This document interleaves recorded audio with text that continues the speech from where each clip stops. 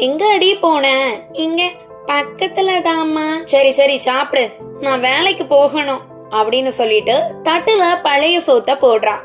அம்மா, எனக்கு பெட்டியில இருக்கிற அந்த சட்டை கொடுக்கறியா? எல்லா பிள்ளைகளும் அழகழகான சட்டை போட்டுக்கிறாங்கம்மா. அவங்கெல்லாம் பணக்காரங்க. உங்ககிட்ட இருக்கிறதே அந்த ஒரே ஒரு கிழிசல், அதையும் போட்டு நீ அழுக்க ஆக்கிடுவடி. இல்ல இல்லம்மா, அழுக்கே ஆக்க மாட்டேன், அதை எனக்கு போட்டு விடுமா. சரி சரி, நீ சாப்பிடு, நான் போட்டு விடுறேன். அம்மா. அம்மா.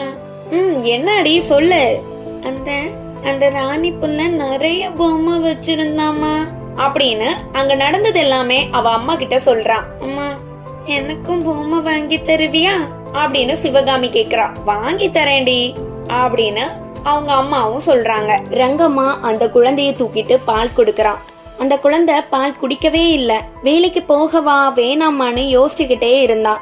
முனீஸ்வர் மேல பாரத்தை போட்டுட்டு ஓட்டமும் நடையுமா வேலைக்கு போறா. ரங்கம்மா தெருமுனைய தாண்டினதும் சிவகாமி ராணி வீட்டுக்கு போயிட்டு, இங்க பாரு, நானும் சட்டை போட்டு இருக்கேன் அப்படின்னு சொல்றா. அந்த நேரம் ராணி கையில வச்சிருந்த பொம்மைய குளிப்பாட்டுறான். குளிப்பாட்டும் பொழுது அந்த பொம்மையினுடைய கண்கள் அழிஞ்சிடுச்சு. இத பார்த்ததும் ராணி ஓன்னு ஒப்பாரி வைக்கிறா. இதையெல்லாம் பார்த்துட்டு இருந்த சிவகாமி ஓடி அவ வீட்டுக்கு வந்துட்டான். அங்க பார்த்தா அவன் தம்பி அழுதுகிட்டே இருந்தான். அப்பதான் அவளுக்கு ராணி செஞ்சது நினைவுக்கு வந்துச்சு. ஓரமா ஒரு பானை நிறைய பச்சை தண்ணி இருந்துச்சு. ராணி செஞ்ச மாதிரி காலை நீட்டி குழந்தைய படுக்க வச்சு ஒவ்வொரு குவளை தண்ணீரை எடுத்து குழந்தை மேல ஊத்துனா. முதல் வாட்டி தண்ணீரை ஊத்துனதுமே குழந்தை சினுங்குச்சு. 5வது முறையா தண்ணி ஊத்தும் போது எந்தவித அசைவும் சினுங்களும் இல்லாம அந்த குழந்தை இருந்துச்சு. குழந்தைய குளிப்பாட்டி முடிச்சாச்சு. ஒரு துணியை எடுத்து தலைமுடியையும் உடம்பையும் தொடச்சு விடுறா. ஆமா, தம்பி ஏன் அழமாட்டுக்கிறான்? பொம்மைய மாறிட்டிய தங்கமே அப்படின்னு சிவகாமி கைத்தட்டி சிரிக்கிறான். சாயங்காலம் ஆகிடுச்சு. ரங்கம்மா வேலை முடிச்சிட்டு வரும்போது கிருஷ்ண மந்திரம் வீட்டுக்கிட்ட ஒரு பழைய பொம்மை இருந்துச்சு. அத பார்த்ததும் காலையில சிவகாமி பொம்மை கேட்டது நினைவுக்கு வந்துச்சு. அதை எடுத்துட்டு வீட்டு பக்கமா நடந்து வரா. சிவகாமி ஓடி வந்து, அம்மா, தம்பி பொம்மையா மாறிட்டாமா அப்படின்னு தாயை இழுத்துட்டு போறா. என்னடி சொல்ற அப்படின்னு ரங்கம்மா ஓடி போறா.